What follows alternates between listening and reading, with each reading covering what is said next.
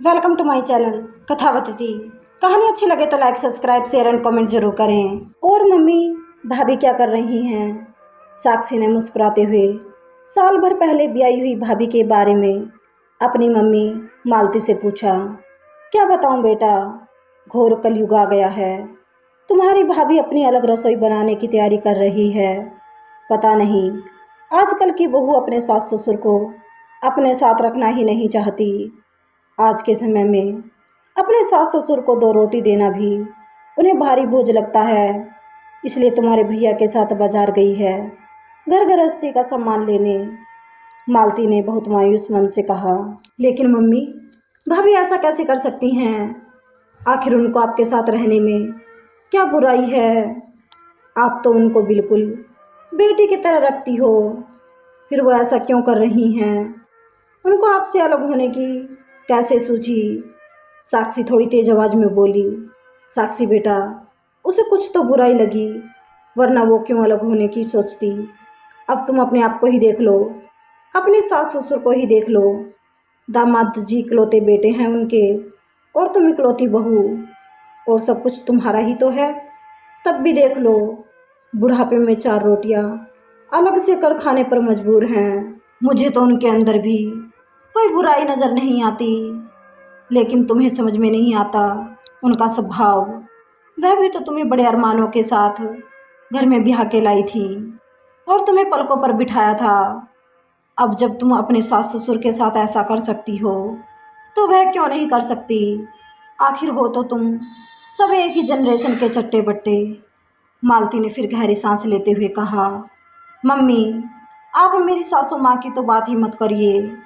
हर काम में टोका टाकी, ऐसे मत करो वैसे मत करो, यहाँ मत जाओ वहाँ मत जाओ, और मेरे ससुर जी की टोका टाकी मुझे बर्दाश्त नहीं होती। इसलिए मैंने ये कदम उठाया।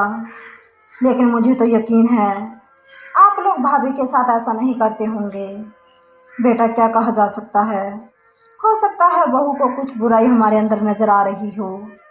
अब जब कोई बहू घर में नई नई ब्याह कराएगी, तो उसे घर के संस्कार कायदे कानून तो सिखाने ही पड़ेंगे। जब वही आजकल के बच्चे उसे टोका टाकी समझ लें, तो क्या ही कहा जा सकता है। हम लोगों के ज़माने में तो सास कितनी टोका टाकी करती थी, कितने ही ताने देती थी, लेकिन हम लोग जबान तक नहीं खोलते थे। उनके सामने कभी बुरा लगता तो कोने में जाकर चुपचाप रो लेते थे और एक आवाज़ में आंसू पोंछ कर बाहर आ जाते थे।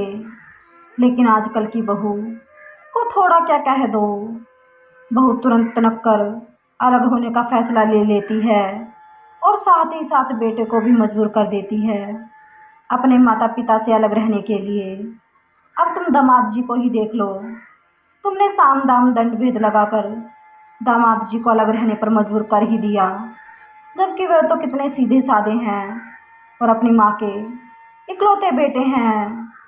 मेरे लिए अपने दिल का गुबार निकालने के लिए तू तो है, लेकिन समधन जी अपने दिल का दर्द किसके साथ बांटेंगी? उनके पास तो कोई बेटी भी नहीं, और मैं उनका दर्द महसूस कर सकती हूँ। सॉरी मम्मी, सचमुच आज जब खुद मेरी मम्मी पर बीत रही है, तो मुझे बहुत बुरा लग रहा है। कितना बुरा लगेगा जब मैं वहाँ आऊँगी तो भाभी अलग रसोई में खाना बना रही होगी, और भाई भी हमसे इतने प्यार से नहीं बोलेगा, और खाने के लिए अलग अलग पूछा जाएगा। कितना बुरा लगेगा उस टाइम। इतना कहकर साक्षी की आंखों में आंसू आ गए। यही बात तो मैं तुम्हें समझाने की कोशिश कर रही हूँ कि जो आज तुम अपने सास ससुर के साथ कर रही हो, कहीं कल को तुम्हारे बच्चे तुम्हारे साथ ऐसा ना करें। फिर वह कहावत है ना, जैसा बोओगे वैसा काटोगे। मालती सचमुच बहुत दुखी नजर आ रही थी। मम्मी, मैं आज ही मम्मी पापा से माफ़ी मांग लूँगी कि जो मैंने किया बहुत गलत है। जो सुख उन्हें मिलना चाहिए था, मैंने उन्हें उस सुख से वंचित रखा, और अपने पति से भी, क्योंकि उन्हें मैंने ही मजबूर किया था अलग रसोई करने के लिए, और अपने माता पिता के प्यार से मैंने ही उन्हें वंचित किया था। मैं मम्मी और पापा जी को समझाऊंगी, वे बहुत अच्छे हैं, मुझे माफ़ कर देंगे। भगवान करे कोई भाभी को भी ऐसी बुद्धि देने वाला मिल जाए। आप चिंता ना करिए, वहाँ मैं आऊँगी और भाभी को समझाऊँगी कि मम्मी सचमुच बहुत अच्छी हैं। आप उन्हें इस बुढ़ापे में रोटी सेकने पर मजबूर मत करिए। अब तक तो साक्षी की आंखों से आंसुओं की धारा बह निकली, क्योंकि आज उसे बहुत बुरा लग रहा था। जो उसने अपने सास ससुर के साथ किया, वही उसकी भाभी उसके माता पिता के साथ कर रही थी, और वह कुछ भी नहीं कर पा रही थी। लेकिन वह इस गलती से बहुत कुछ सीख चुकी थी, क्योंकि मम्मी जी पापा जी हर बार उसे कुछ नया सिखाने की कोशिश करते थे। वैसे ही समझाने को टोका टोकी का नाम देकर चिढ़ जाती थी, लेकिन वह इस परिस्थिति से सीखकर अब ऐसा कुछ नहीं करेगी जिससे मम्मी पापा को ठेस पहुँचे, और उसके पति भी अपने मम्मी पापा से अलग होकर हमेशा मायूस ही रहते थे। भगवान करे ऐसा ही हो, तुम्हारी भाभी की भी बुद्धि देने वाला कोई मिल जाए। और हाँ, तुम्हारे सास ससुर बड़े दिल वाले हैं। आज तक उन्होंने कभी भी मुझे यह नहीं कहा कि तुम्हारी बेटी में कोई कमी है या वो हमारा कहना नहीं मानती। अगर उनकी जगह और कोई होता तो ना जाने कितनी बातें सुना देता। इतना कहकर मालती ने दुखी मन से फ़ोन रख दिया। फ़ोन रखते ही साक्षी अपने ससुर के पास गई और रोते रोते बोली, मम्मी मुझे माफ़ कर दो, मैं बहुत गलत थी।